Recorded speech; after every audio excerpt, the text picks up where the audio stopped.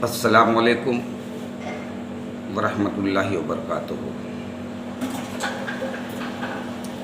Election के मुतल्लिक जो 36 सालों से हमारे आबाओ अजदाद के आँखों पर, ज़हनों पर जो काबिज़ है चंगेज़ी हुकूमत, उसकी वजाहत मैं करने की कोशिश कर रहा हूँ, शायद कि आपको पसंद आए। आला हज़रत का वो शेर, सूना जंगल रात अंधेरी छाई बदली काली है, सोने वालों जागते रहियो चोरों की रखवाली है। नगर पालिका परिषद मुबारकपुर सन 1972 में जनाब हाजी गुलाम नबी साहब की चेयरमैनी के दौर में डिप्टी का दौर आ गया था। फिर 16 साल पोस्टपोन रही। 16 साल के बाद पहला चुनाव सन 1988 में अलहाज मुख्तार मरहूम साहब ने फतह हासिल की थी। पुरानी बस्ती के रहने वाले थे। आप मुख्तार भट्टे वाले के नाम से जाने जाते थे। वहीं से चंद कस्बे के पैसे वालों ने जो गेम करना था, आज उसी गेम में हमारा पूरा कस्बा शामिल है। जैसे उस वक्त में राजनीति के मैदान में एक अच्छा मुकाम रखते थे मौलाना असरार हसन साहब अंसारी, डॉक्टर अब्दुल अव्वल साहब और 2-4 नाम थे जो राजनीति करते थे। एक नाम इश्तियाक अजीज़ी साहब का भी था। चंद लोग ने, सिर्फ चंद लोग एक जगह मीटिंग करते हैं कि जब चुनाव आता है हम पैसे बहुत खर्च करते हैं, गरीब दोनों हाथों से पैसे लूटते हैं, क्यों नहीं इस बार किसी एक को लड़ाया जाए। लड़ाने का मकसद इनका एकदम वाज़ेह है। जिनको ये लड़ाना चाहते थे उन्हीं को लड़ाए और वही विनर भी। इतराफ़ के लोग जो बातें कहते रहे हैं कि मुबारकपुर में इलेक्शन जमाती होता है, मैं आपसे सवाल करता हूँ। 1988 में जब हाजी मुख्तार साहब चुनाव लड़ रहे थे, उस वक्त सुप्रीम पावर बांग्लादेशी 2 नाम जाने जाते थे। बांग्लादेशी मौलाना असरार हसन साहब को कहा जाता था, सुप्रीम पावर हमको कहा जाता है। और उनको हराने का मकसद न सुप्रीम पावर को था न बांग्लादेशी को हराने का मकसद था। उनका मकसद सिर्फ ये था कि चेयरमैनी अब से हम रईसों के हाथ में हो, और कामयाब भी हुए। हाजी मुख्तार साहब ने सन 1988 चुनाव जीतने के बाद फिर कभी चेयरमैनी के मैदान में कदम नहीं रखा, क्योंकि वो एक ईमानदार आदमी थे, इज्जतदार आदमी थे। सन 1995 में फिर चुनाव होता है। उस वक्त 3 कैंडिडेट, जिनको आप बरेली जमात से कह सकते हैं, हम नहीं कहते, इस राजनीति को हम समझते भी हैं और न समझना चाहते हैं। मैं आपको समझाने के लिए बता रहा हूँ। कोई साबित कर दे कि मुबारकपुर में कभी भी देवबंदी या बरेली चुनाव हुआ है, राजनीति से तौबा कर लूँगा, कभी आपके सामने नहीं आऊँगा। सन 1995 में जब चुनाव होता है, शमशाद हीरो की पत्नी एक पढ़ी हुई, दो और कैंडिडेट, एक इफ्तिखार मुनीब जी जो समाजवादी पार्टी से आते हैं, तीसरे कैंडिडेट डॉक्टर अव्वल साहब। उस वक्त आज की हालात जैसे हैं, आईनी मजबूरी की वजह से डॉक्टर अव्वल साहब ने अपनी पत्नी शकीला अव्वल को उतारा। ऐसे ही सभी लोगों ने अपनी पत्नी को उतारा। उसी दरमियान में मुबारकपुर के एक बेहतरीन नेता जनाब असरार अली साहब को चंद पैसे वालों ने उनको बदनाम किया कि 3 बरेली जमात से ताल्लुक़ रखने वाले चुनाव लड़ रहे हैं, इनका आपस में वोट बढ़ जाएगा, असरार अली साहब को आप लोग जिता दीजिए। इस गंदी राजनीति के शिकार जनाब अली साहब कैसे हो गए, ये समझ से परे है।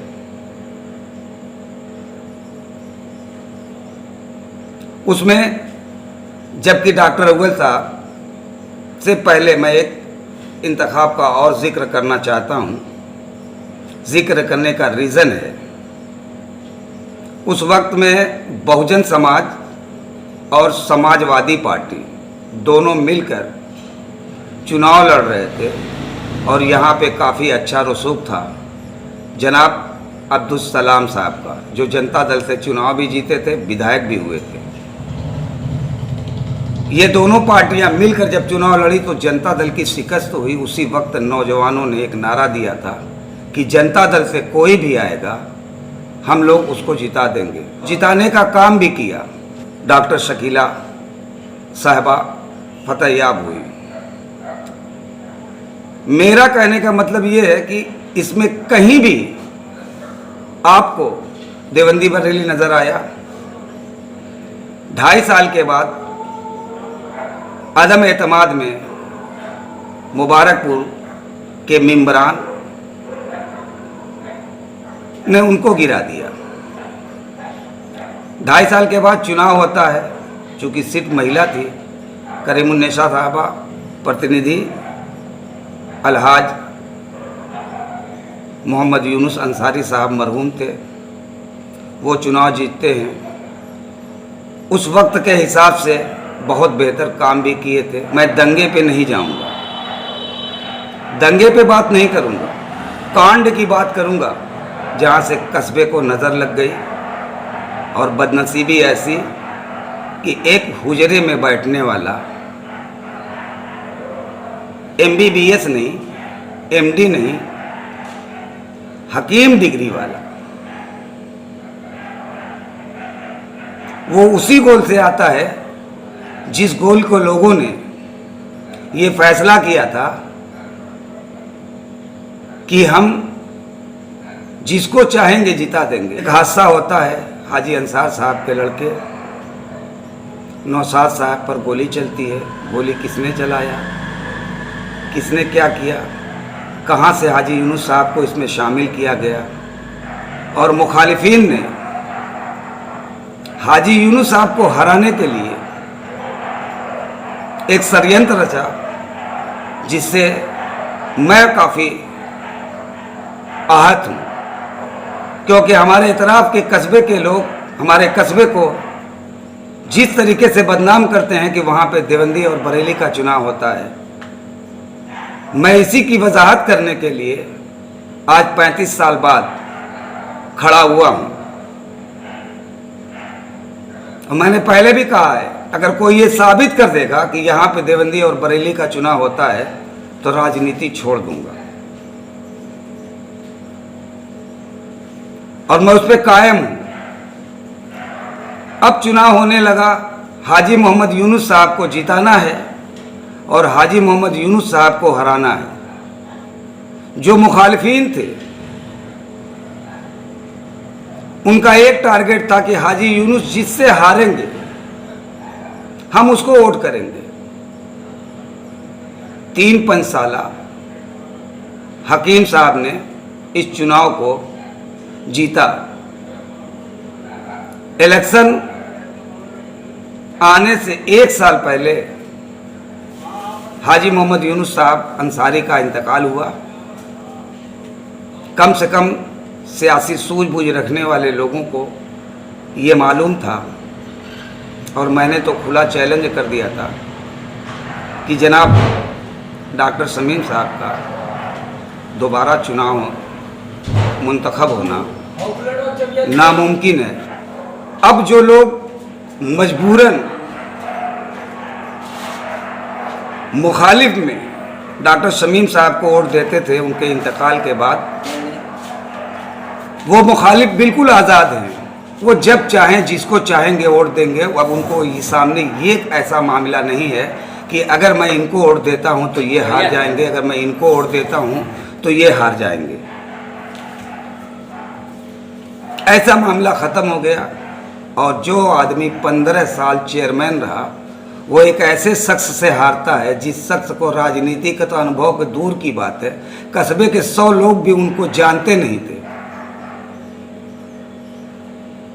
और लोगों ने ये शोर किया, हमदर्दी में उनको वोट दे दिया। अब मैं आपको ले चलता हूं 2012 के इलेक्शन में। 2012 इलेक्शन में 175 वोट से विनर हुए थे। 12,175 वोट तकरीबन इनका था और 12,000 वोट हाजी मोहम्मद यूनुस अंसारी साहब का था।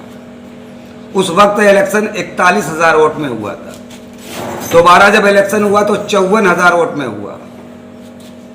नगर पालिका का 2 हिस्से में बांटते हैं, एक ग्राम समाज अमिलों को और एक ग्राम समाज मुबारकपुर को। मुबारकपुर से ये 11,000 वोट पाते हैं। अब 54,000 में अगर वोट कराया जाए तो हाजी मोहम्मद यूनुस अंसारी साहब अगर जिंदा होते, वो चुनाव लड़ते तो उनका 15,000 होता और इनका 16,000 के आसपास जाता। लेकिन ये पाते हैं 11,000। अब आपको समझ में आ गई होगी कि सहानुभूति का इनको वोट नहीं मिला, बल्कि हाजी यूनुस साहब के जाने के बाद इनको जो वोट मिला वो इस बेस पे मिला कि हाजी मोहम्मद यूनुस साहब का वोट था, इनको वोट दे दिया जाए। और हिज़्ब मुखालिफ में कोई अच्छा कैंडिडेट शायद नहीं था जनता की नज़र में। इस वजह से ये विनर हुए। अब मैं आप लोगों से सवाल पूछता हूं कि यहां पे देवबंदी और बरेली का कोई एक भी सवाल पैदा होता है क्या? अगर हाजी मोहम्मद यूनुस अंसारी साहब चादर चढ़ाते हैं, फातिहा पढ़ते हैं, तो डॉक्टर शमीम साहब भी चादर चढ़ाते हैं और फातिहा पढ़ते हैं। अब सोशल मीडिया का ज़माना है, आप नेट पर देख सकते हैं, आप फेसबुक पर देख सकते हैं, व्हाट्सएप पर देख सकते हैं। तो मेरे ख्याल से आप लोग अपने कस्बे को बदनाम न करें, किसी जमात को बदनाम न करें। चुनाव लड़ें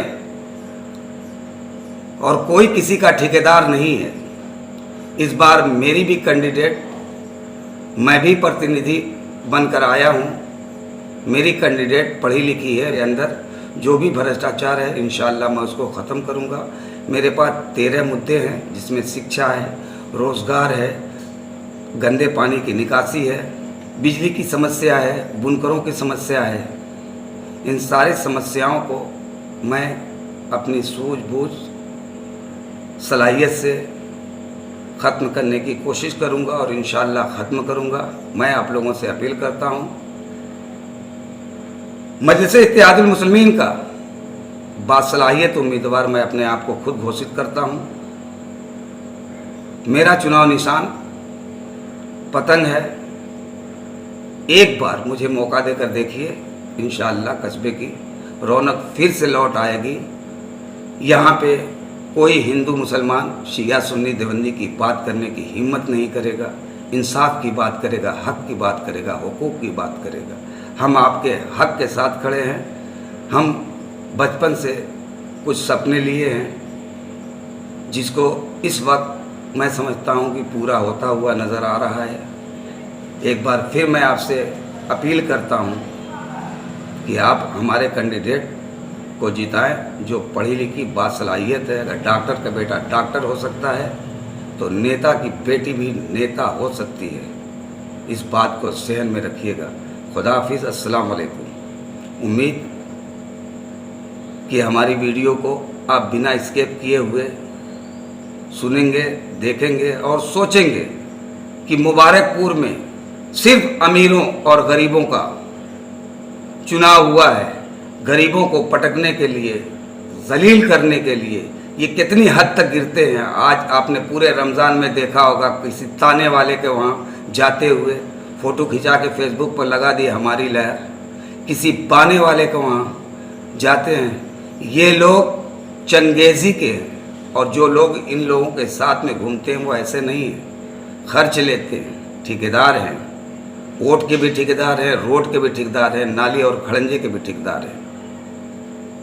अगर इनकी सलाहियत हो तो किसी मुद्दे पर चुनाव आकर लड़ें, जनता से अपनी अपील करें कि मैं आपके लिए ये करूँगा, आप हमको वोट दीजिए।